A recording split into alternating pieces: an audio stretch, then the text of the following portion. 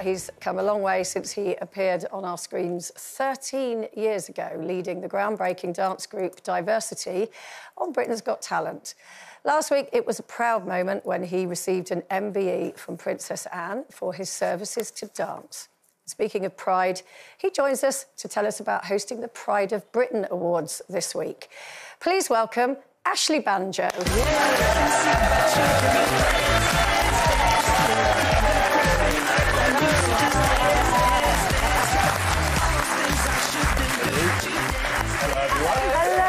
Hello. How are you? I'm good. How are you? Oh, not bad. Wonderful.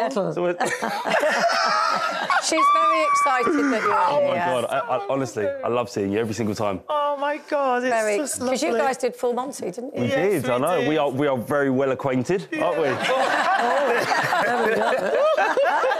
it's getting hard. Oh, my goodness, No, it was nice having Ashley there, and, you know, he was very supportive of everything, especially my not being able to dance, and, you know, he put up with a lot of me sort of saying no, but I did it just because it was Ashley. Can you make anyone be able to dance? I think so. I get asked that question a lot. I think every single person is capable. I really do.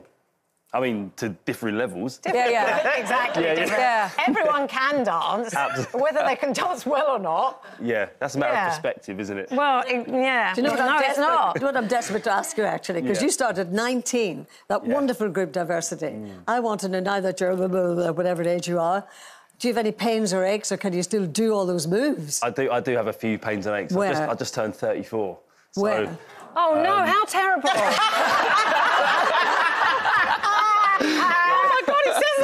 We should feel sorry for him. No, don't feel sorry for me. Just feel sorry for what I ask my body to do sometimes. Sometimes the I walk moves in. that you do. Yeah, sometimes I walk in, I used to be able to go in, no rehearsal, no prep, and just be like, yeah, boom, boom, boom. Whereas now, I do it the next day. Like today, I'm feeling it. I was dancing yesterday, my legs are achy. Is it mostly knees? Knees, lower back, elbows, neck, upper back, sometimes shoulders. Oh, that gives me so much encouragement. Do you think there will come a point, what will it be that will say to you, enough is enough of all this? It won't happen, I'll be honest. Really? You know what? That it won't happen. No, it won't. I laugh and I joke about it, but no, genuinely, the bodies are amazing, and your body gets good at whatever you do with it. If you sit down and do nothing, you'll get good at it. Memory. Yeah, and if you use it all the time, you'll still I'm really be good at sitting down and doing nothing. And you're great at it. You're great. But obviously, you're also doing, apart from your acrobatics and diversity and stuff, you're doing quite a bit more TV presenting and co-presenting Pride of Britain Awards, and it's going to be on Thursday night this week. That's big, isn't it? Incredible, honestly, Big. incredible. And actually, it's such a great awards show because it's about ordinary people. Was there anybody in particular that stood out for you this year? Oh, I mean, there's standout moments. Literally, the show is about standout moments. But there was this one lady called Jill who I found out was my neighbour, funnily enough. She neighbour to our new dance studio. So she literally, she's just down the road to our dance school that we opened in Southend, and she said to me, do you know what? I'm horrified that you've got a dance school near me, and I've heard that you're rubbish at dancing. Ballroom dancing, let me teach you a thing or two. And I was like, absolutely. So literally there we are doing the charge. Honestly, such an amazing moment. She was hilarious and taught me a little thing or two about ballroom. Do you know what I love about the whole programme? It's real people doing real things who rarely get the recognition for it. Absolutely. And there's a little girl who I saw in advance, and she had been in a fire when she was young, and she obviously got an award. And I just thought, no matter what pain or ache you have, you look at some of these children who just get on and do it. Yeah, absolutely. That's what that's what I love about the awards. It's not so much that everything's happy and everything's rosy, because that's not life. I mean, things are not exactly, you know, brilliant at the moment for everybody. But what I love about all of the winners is that they've taken that sort of, you know, that pain and that adversity, and it's the way that they've overcome it and made something positive from it. Yes. And that's what inspires me. How do you not cry, though? You know what? I've got because it's so really much. Moving, isn't now it? I'm a dad as well. Whenever the stories are about kids, I just cannot help but put myself in the kind of shoes of those parents and put my own kids sort of like in the sort of place of the kids that these things have happened to. And I honestly, I just don't know how they cope.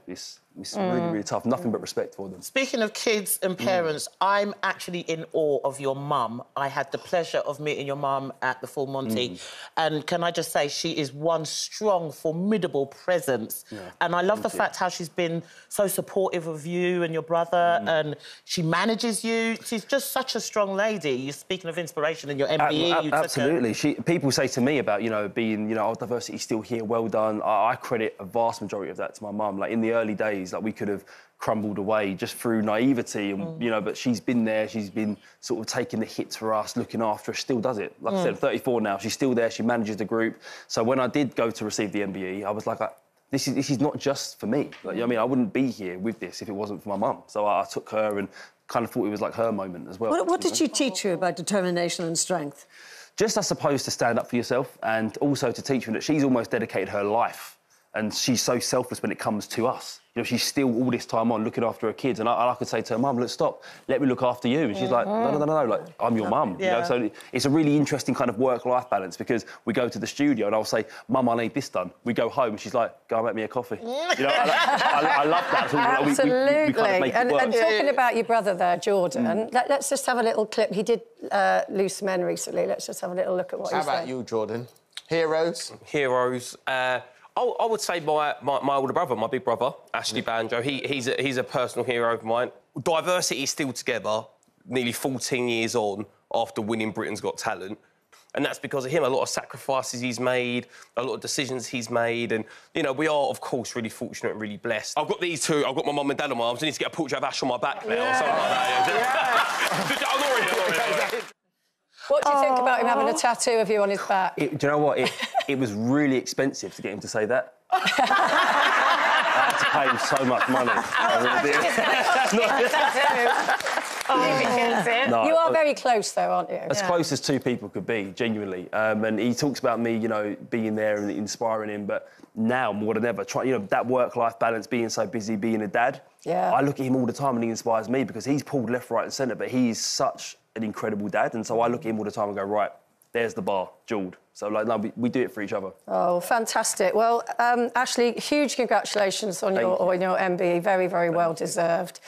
And Pride of Britain, you can see this Thursday on ITV at 8 p.m. And do come back again. It's always such a pleasure to see you. Thank you, guys.